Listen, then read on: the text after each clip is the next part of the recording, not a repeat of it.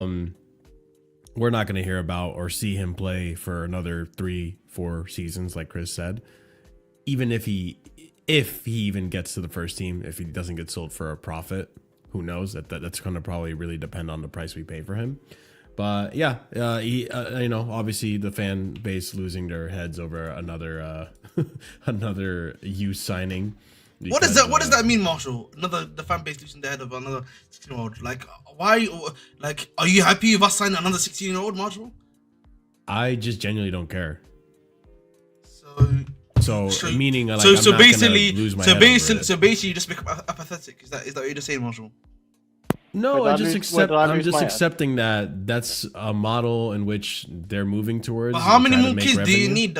My issue is how many more kids do you need? It's never gonna stop. Because the part of the issue is like, because I think someone made a good point. Because someone made the point actually that they already have a bunch of kids in that position already, in Cobham. Yeah, they're really wait. But they're really talented, apparently. That's the thing. That's the reason why I'm bringing those guys up. But we go back to this, conversation we've had earlier, right? About the way it looks like is they're treating it like a business. So they're buying low to sell high. And as much as you can rely on your academy, why solely just rely on the academy when you can buy other talents from around the world, ruin their careers if you want, right? But you buy a bunch of other talents around the world, you take a chance, and one of them's gonna hit, and then when that one hits, you make up all your money. Yeah, but we're not.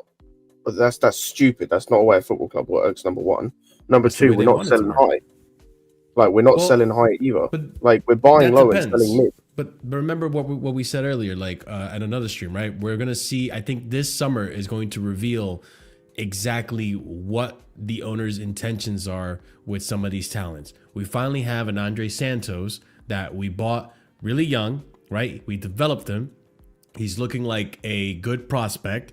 Are Chelsea going to keep him for the first team, or are we actually genuinely just going to flip him for profit? And if we do flip him for profit, that tells me that Esteval, Gabriel Mek, Kendry Paez are most likely going to follow the same exact path. And that's why again, not how you run a successful football club.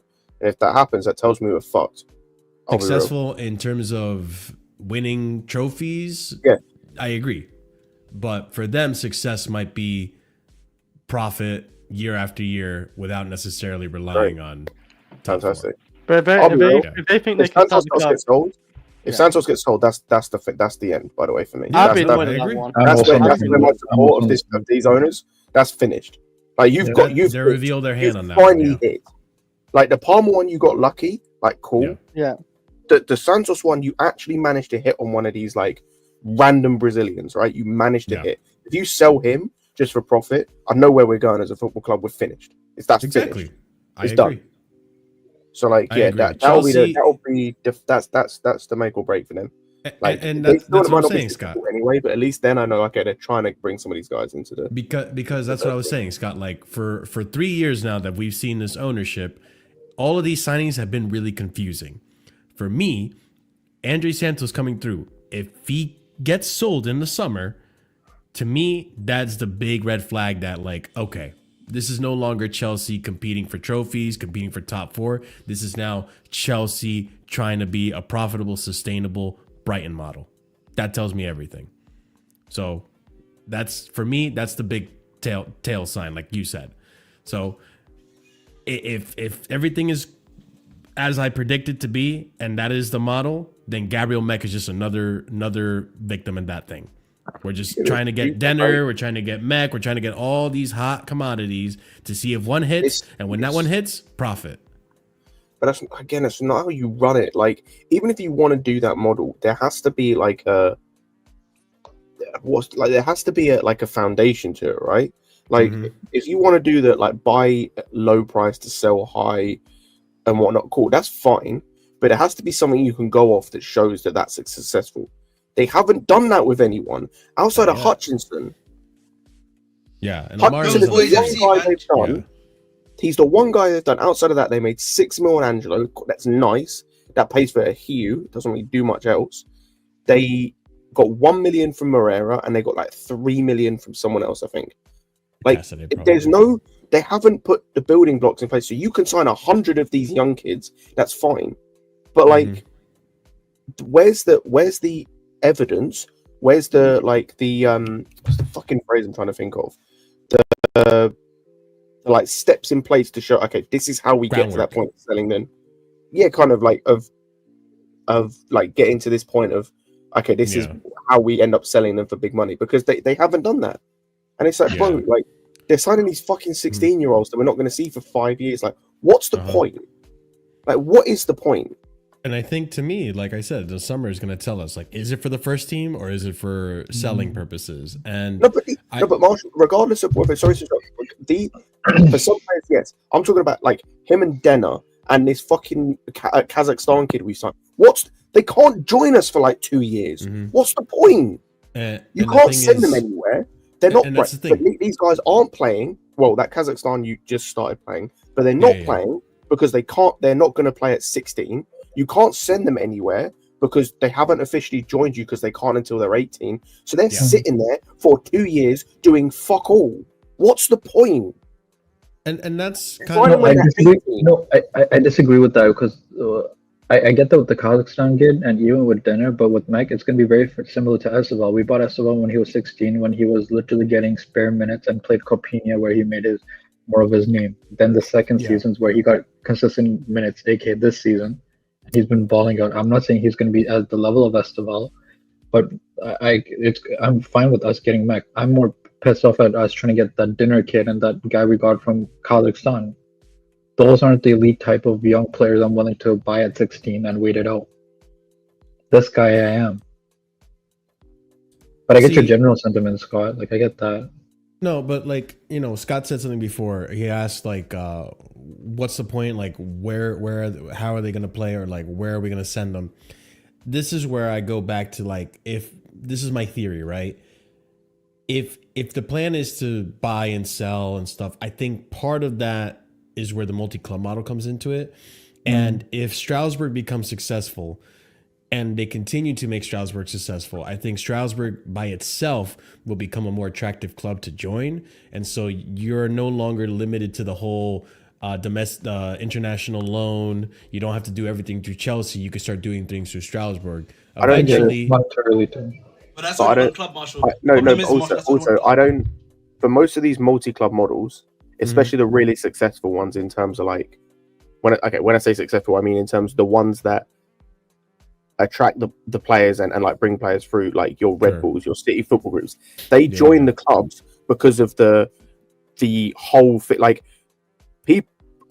people will join a Montevideo, a New York City FC, a Yokohama Marinos, I think they are, because they're joining City football group.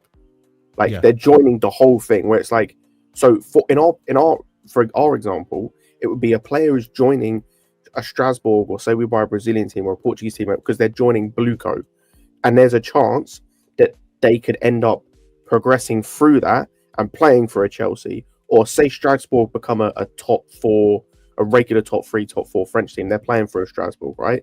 But they're joining Blueco, or they're joining City Football Group, or they're joining Red Bull. Like, that's why Red Bull just went and got Klopp for like he's running their like whole multi-club thing. Yeah. And it's why you can have guys who, it even works kind of the other way as well. You can have guys, in just using Red Bull as an example, who have played at Leipzig, can go to other teams like Strasbourg, Salzburg, or more specifically like New York Red Bulls, because they've just been part of the whole multi-club model thing for like most of their career. That's what they're joining. With Strasbourg, it doesn't really work the same, because you're just either joining Strasbourg to maybe get to Chelsea, but the likelihood is, because we've seen, again, outside of Sarr, who we're yet to see what the plan is with him, we've seen no example of, okay, you join Strasbourg, there's a chance you get to Chelsea. There's outside of Sarr, there's no example of that happening. And obviously it's early, but that's the only example we've got. Like, there's no progression. It's early. There's no progression. I was going to genuinely ask you, like, do you think Barco, for example, right? Because Strasbourg bought Barco from Brighton. Do you think that Barco could potentially, if the model's supposed to work the way it's supposed to work, do you think Barco actually can move up to Chelsea if he ends up being good enough?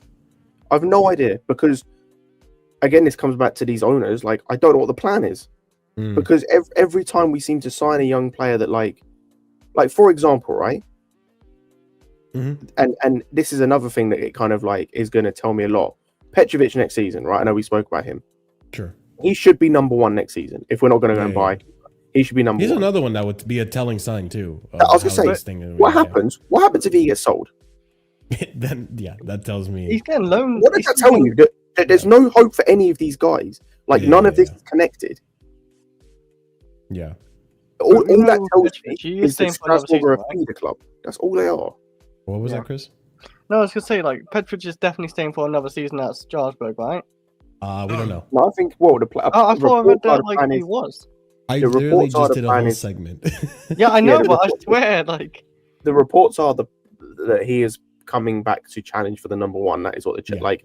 There are reports that him, Jorgensen, and Sanchez are going to fight for the number one position, which is nuts. He's already won. Challenging for number one. But yeah, like as I said, like there's going to be so much this summer that's going to be really, really telling, especially if we finish in the Champions League somehow. It's going to be really telling about what this ownership want to do going forward. 100%. But yeah, just on the multi-club model thing, I agree, but I think that's an issue for when they turn 18. The 16-year-old thing, like I said, it doesn't matter because they can't go anywhere anyway. Like even if we had 100 clubs, we couldn't send them anywhere. So I think that's the 16-year-old thing strictly like a European thing. Yeah, like a work visa kind of thing. Like, is that what it is? Like, I don't know how it works. I know this is England. I don't know how it works for other European clubs, but like they basically can't sign for us. They can sign a pre-contract. They can't. It's the same for youth academy players. Like youth academy players are on a youth contract until they're 18. They can't sign a professional contract until they turn 18. So say, for example, you've got someone that's 17. He can sign a contract, like a professional contract, that doesn't go active until the day he turns 18. Okay. So it's the same with this. So with like Denner and with Mech, if we sign him, they'll be on like a pre-contract agreement. They'll have signed their professional contract with us, but that contract will not take place. That will not go into effect until they turn 18. And that's the issue because they're not technically our player. We can't loan them anywhere. The only place you'd be able to loan them to is the Brazilian league, pretty much. And Mech's a bit different, like CP said. If he's actually going to play, then it's fine. Denner's never fucking playing for Corinthians, let's be real. He's not even making a matchday squad. He doesn't even have a Wikipedia page. Yeah, there we go. The Denner one is an interesting one. I'll definitely. And then that Kazakhstan, he made his first. He just started playing. Appearance. He literally made his first league appearance like a couple weeks ago. Against the team that we played, Astana. He scored against Kairat as well. Kairat. What did he play for him? I didn't know he scored a second time. He scored in his first game, which I think was. Who did he play for? He was played for Kairat. Yeah, he came off the bench and scored. But yeah, like it's just like I said, the way it's being run, this whole thing, and I know we keep talking about this, doesn't make sense because I don't know what the end goal is. I don't know what the plan is. I don't because things aren't making sense to how like the way a multi-club model is meant to work. Number one, there's meant to be multi-clubs, like more than two. Yeah, I'm really curious as to why they haven't bought the third club. I know part of it is like you can't buy if no one's selling, right? But like, I'm sure there's a club out there. Sorry, like I know they're bigger. A lot of clubs do have a price. CFG, bro, buy a club like every 2 years. Who? CFG, City Football Group, buy a club every 2 years. They literally bought a Turkish, or I don't know if they bought fully, but they invested in a Turkish team like a year or two ago. I think a year or two before that they bought the Japanese team. A year or two before that they bought Palermo. A year or two, like bro, they are buying a team like every 1 or 2 years. Or like not necessarily buying, I said, but like investing into a club, buying shares. Like they have like 14, 15 clubs under their name. The problem is, Marshall, because like you've had me, I think Scott's just echoing what I've said and what he said for a long while, right? Which is that, bro, these clubs are desperate, bro. A lot of these clubs are broke. They need investment, bro. They are not saying no to any club, any investor trying to buy them, bro. This is not the Premier League. Like, I'm not sorry, Ahmed. Sorry to interrupt. I made this point before. Let's take the Portuguese league because I think I can use this example. There are 3 teams in that league that spend over 30 million on their squads. Not over 300, not over 50, over 30 million. So actually, no, sorry, I think there's 4, including Braga. 4 teams. Are you telling me that a Portimonense, a Rio Ave, a Aruca, one of them, they're not going to accept us buying some shares where all of a sudden their spend on their squad doubles? You're telling me, like, we could easily spend a 60 make that team a 60 million squad. They'll still be the 5th most expensive squad in that league, but all of a sudden they doubled their spend on their squad. Like, obviously there's going to be some pushback probably because there was with Strasbourg, but it's like, you're telling me that's not possible. I understand maybe not buying a team in like a top 5 league, but you're telling me you can't go and buy a Portuguese team. You can't go and invest in an Argentinian team, or you can't go and invest in like an Eredivisie team. Just look at the Italian team, bro. They're all broke in Italy. They want people, brother. You think part of the issue is also like the whole conflict of interest with Champions League? No, but they are down the line issue. Yeah, that's a down the line issue. I'm talking about teams. I'm talking about teams that are on the like could get relegated. Like with like I'm focusing on low teams. Was about to get relegated, bro. The season that we bought them, bro. They were 16th in the league. Okay, you can buy a bunch of Italian teams where the max they can ever get is a Conference League, bro. You don't even need to buy 50% of the club. If you buy like 49% of the club, bro. I mean, look at City though. They do. You know what I mean? They're always in Champions League every season. Yeah. None of the clubs they actually own, get some Champions League football. Girona they own, but it's only like a 40% something stake. You don't need to take like a big stake, bro. I'm looking at the just because Ahmed mentioned it. I'm looking at the owners of the Italian teams, right? Like you've got 1, 2, 3, 4, 5, 6, 7 Americans, a Canadian. You got that's Indonesia, an Indonesian ownership group. Oh shit, sorry, I think that might have been another American one as well. Yeah, like half of them are owned by like Americans or Canadians or somewhere else. It's like I'm looking at you're like, for example, right? You're telling me we couldn't go and invest in a Hellas Verona. Yeah, I don't see why not. I'm sure they have a pretty affordable price for their shares, or at least for their owners. Apparently, the estimated net worth of the guy that owns them is 100 million. These guys are billionaires. There's no way they can't afford that. At least you can't invest in them, and then all of a sudden, that's an Italian team where it's like you can build them to be at like because they're mid-table club or something. Yeah, like build them to be a mid-table club. You sign some Italian guys. We signed Casadei. Cool. You don't have to bring him into the first team. You don't have to send him on loan to a Reading or Leicester. Send him on loan to Hellas Verona. See how he handles playing in his own league. You can send certain other guys there. There's so many questions, which is why, when we talk about this, I always said this, right? Like, from the very first, I think from the January window when we started signing a lot of youngsters, I started telling myself, like, okay, these guys are looking at a very, very long-term investment here. I think Andrés Santos was the one where I was like, okay, we're not going to see this guy for a while. From that point on, I think I said, okay, this thing is going to be a 3-year, for me personally. After 3 years, let's see where we're at. And this summer is going to be that 3rd year. Marshall, I'm sorry to interrupt. I've just seen here, this was a month ago. There is an article I've just found. Let me read you the first line of this article. Real Madrid star Vinicius Jr. has followed teammate Kylian Mbappe into football club ownership by buying Portuguese second-tier side Alversa. You've got fucking Vinny is buying buying a football club. And you're telling me that we can't?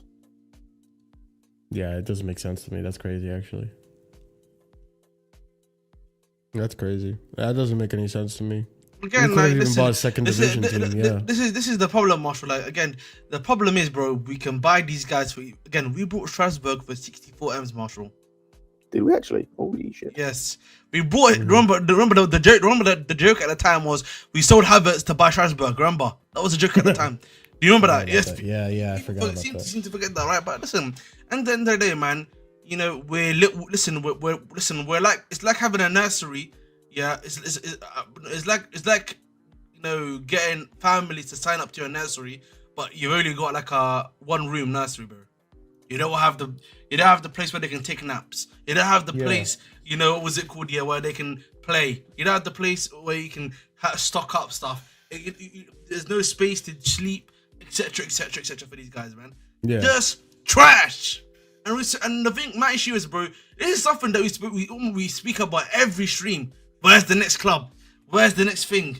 Da da da da da da da da. This isn't a bad And they comment, hired- actually.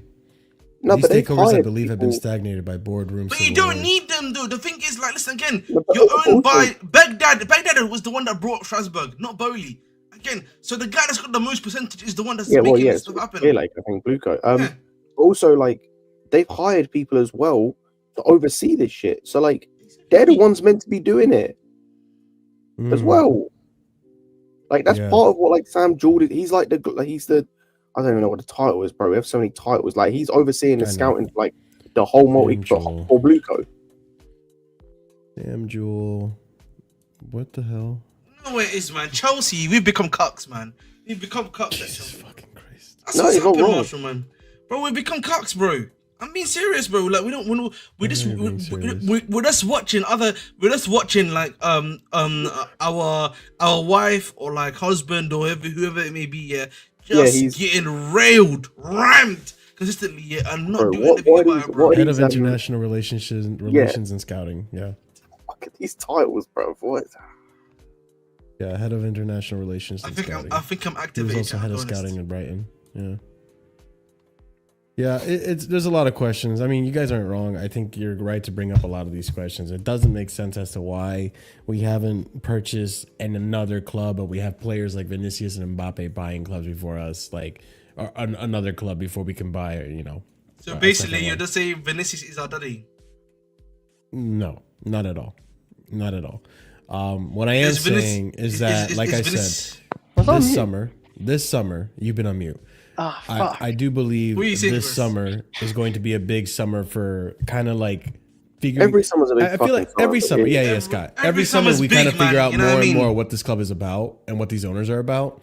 And I think this summer, with the young investments, right, and the lack of multi-club model, it's going to be very telling. Gotta Santos, say, man. Petrovic are big Yeah, ones. but like if it was like every summer, we're like edging every summer, but like there's no full release. No, bro. I There's get no that. answer. At the That's same the time, problem. though, I know us as fans want to know everything that's going on in the background, but to a certain extent too, I remember the first 6 months of Bowley Chelsea where everything was out in the open.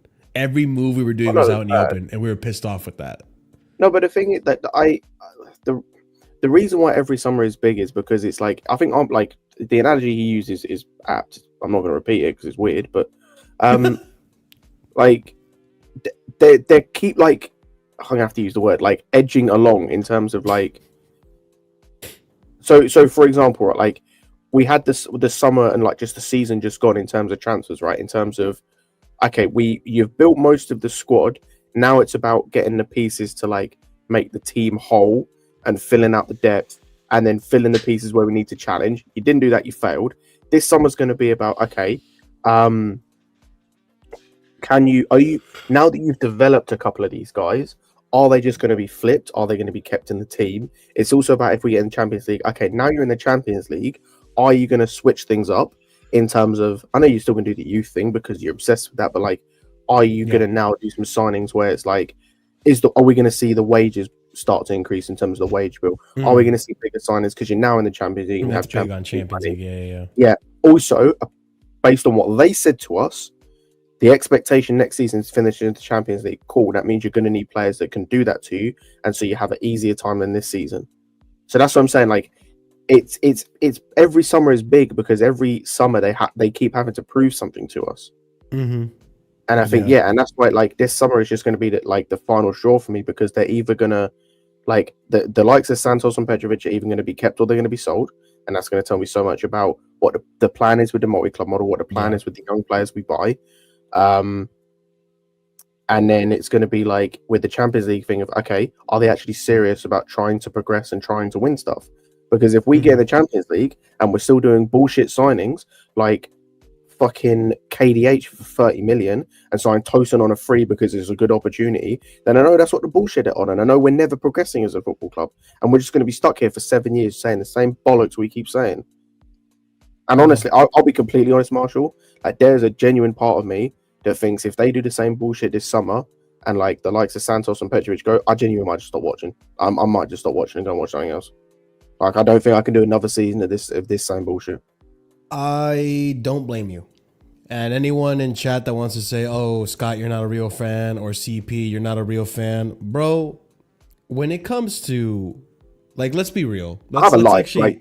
Exactly. I have other things I can do in my life. I'm not watching. I didn't know that, Scott. You can yourself on ridiculous. But no, because here's the thing, like, people will hear something like that and they'll criticize it, but genuinely, when you are being real about it, we're adults in the space, right? Outside of what we do here on YouTube and outside of Chelsea, we have other things to do with our lives. Investing 2 hours at a time, once or twice a week, to watch your football club is a big investment in time. You can do a lot of stuff in those 2 hours. And when you're seeing your club being run in the way it's being run, and although, you know, we're close to making Champions League, we're close to, you know, getting back to hopefully where we used to be under Roman, maybe in a different model, in a different way. But when you start seeing these things happen and things aren't making sense, and it's kind of ruining the way you used to enjoy football and stuff like that, and it's becoming more and more of a chore, bro, it gets to the point where, like, dude, life is more important than like, at the end of the day, Chelsea doesn't pay your bills. Chelsea doesn't, you know, take care of your parents. It's not even like, because the thing is like, it's not even the fact of like of having to go through this, because like we went through that in Potter, and it's like, as bad as that was, I got kind of sick of watching at times, especially actually last season. It was hard to watch sometimes. Yeah. At least there was a feeling Typical of like from a Zenith. at least at the start, there was a feeling of like, okay, they could turn this around. If we get Champions League, and it's like, and we actually have the chance to progress, and they still do the same bullshit, and we're still suffering, it's like, cool. If everything we've heard of like, what's